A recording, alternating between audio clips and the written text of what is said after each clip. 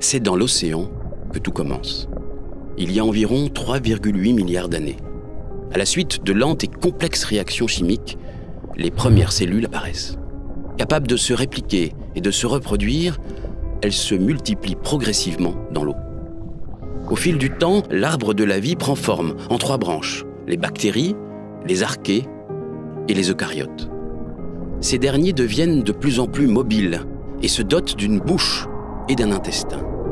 D'autres présentent des corps rigidifiés avec des organes sensoriels. L'apparition de membres sur leur corps leur permet de se déplacer plus facilement sur le plancher océanique. Certains organismes voient leur peau se durcir, leur apportant une meilleure protection. Une grande variété d'organismes peuplent alors les mers. Il y a environ 450 millions d'années, certains rampent hors de l'eau et s'aventurent sur la terre ferme. Insatiable, l'arbre de la vie exploite ce nouvel environnement pour se ramifier et donne naissance à une multitude de nouvelles espèces. De génération en génération, les lamelles allongées, présentes sur certains organismes, se transforment en ailes. C'est ainsi que les premiers insectes partent à la conquête des airs. Dans les mers, des créatures de plus en plus grosses se munissent d'os et de nageoires, leur permettant de se mouvoir plus facilement et rapidement. D'autres parviennent à respirer l'air à la surface de l'eau.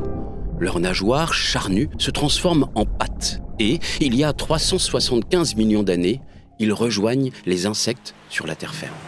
La peau humide de ces premiers amphibiens les contraint de retourner régulièrement dans l'eau pour pondre leurs œufs. Mais certains de leurs descendants voient leur peau s'assécher et s'écailler. Les reptiles apparaissent. Ils finissent par s'émanciper définitivement des océans en pondant des œufs munis de coquilles étanches.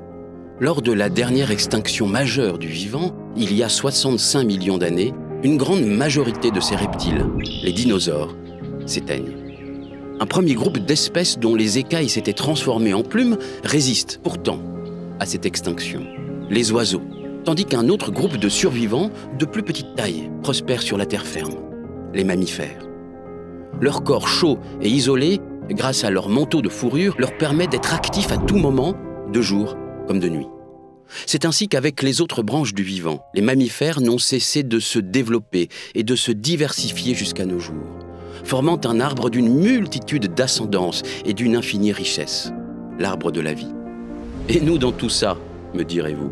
L'Homo sapiens apparaît il y a 300 000 ans et continue depuis d'évoluer avec et parmi les 8 millions de fruits de l'arbre de la vie.